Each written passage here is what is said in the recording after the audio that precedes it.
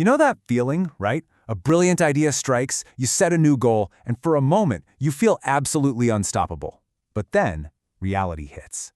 Today, we're diving deep into that internal tug-of-war that really decides if we succeed or fail. It's the ultimate showdown, motivation versus discipline. So let's just say it. You failed. You had a goal, you had a plan, and it didn't work out. It happens to all of us. But in that moment, when you're looking for a reason why, where do you point the finger? Do you just say, I just wasn't feeling it? Or do you admit you lacked the grit to push through? Believe me, how you answer that question changes everything. And this brings us to the two big players in this game. On one side, you've got the spark, that exciting, passionate burst of motivation. And on the other, you've got the grind, the slow, steady, relentless power of discipline. Let's really look at both sides of the coin. First up, motivation. It's that psychological rocket fuel that gets you off the couch and to the starting line. I mean, officially, it's the force that gives purpose to your behavior. But you know what it really is? It's that jolt of energy that makes you buy the gym membership, sign up for that class, or finally write the first page of that book. It's the beginning of everything. This quote just nails it, doesn't it? It's not a slow burn, it's a flash, a sudden surge that makes you feel like you can conquer the world. It paints this beautiful picture of the finish line and makes the whole journey seem like one big adventure. But here's the thing, not all motivation is created equal. It kind of comes in two flavors. You've got intrinsic motivation, that's when you do something just because you love it. It comes from inside. Then there's extrinsic motivation, which is all about the payoff, the cash, the compliments, the promotion. One's for you, the other's for them. But here it is. Here is motivation's fatal flaw. At the end of the day, it's just a feeling. And feelings, they're totally unreliable. They come and go. You can be on fire on a Monday, and by Wednesday, nothing.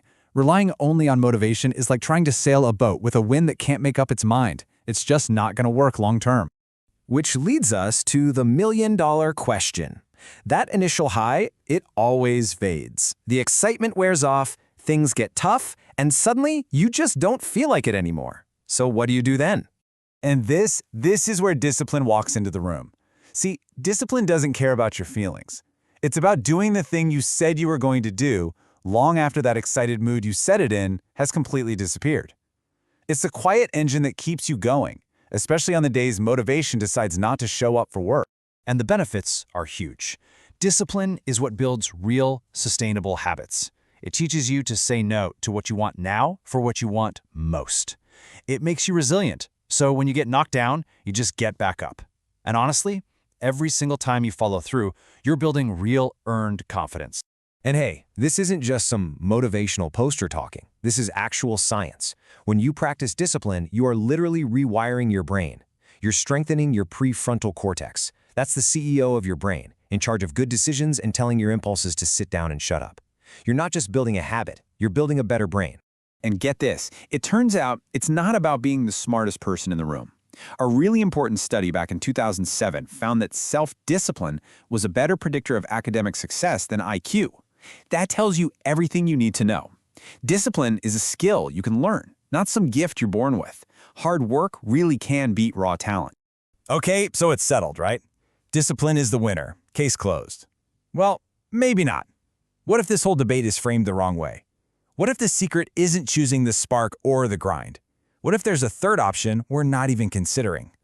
This quote from James Clear, the author of Atomic Habits, totally flips the script. He says our obsession with goals might be the very thing holding us back. He argues that the real key, the true engine of progress, is your system.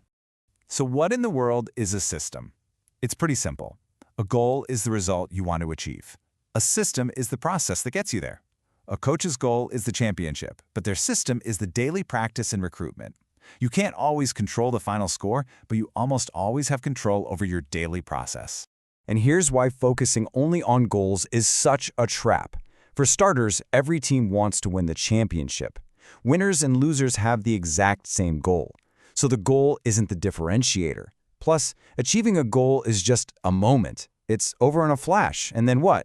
You hit your target weight, but if you don't have a system for healthy living, the weight just comes back. It's a total yo-yo effect. So maybe this whole fight, motivation versus discipline, maybe it's the wrong fight. Maybe it's really about falling in love with the process itself. If you build a good system and you show up every day, The results, well, they just kind of take care of themselves. So shifting our focus to systems doesn't exactly give us a nice, easy answer. In fact, it does the opposite. It leaves us with some pretty direct and, maybe uncomfortable questions that we have to ask ourselves. Seriously, think about it. Are you actually building reliable routines? Or are you just sitting around waiting for inspiration to strike like lightning? Is your progress based on a feeling you can't control or a process you deliberately chose? Have you actually designed your environment to make the good choices the easy choices? Or is your life a constant battle, where you're always relying on pure willpower to fight against your own worst impulses? And let's be honest with ourselves here. Are you just in love with the idea of the destination? Or are you truly deeply committed to the day-in, day-out process of the journey? So the next time you fail, and trust me, you will, we all do, what are you going to blame? Are you going to point the finger at your feelings, your willpower?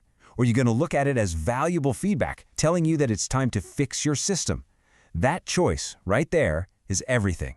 All right, everyone, thanks again for joining us on the Duo Dialogues, and stay tuned for more deep dives coming soon. See you next time.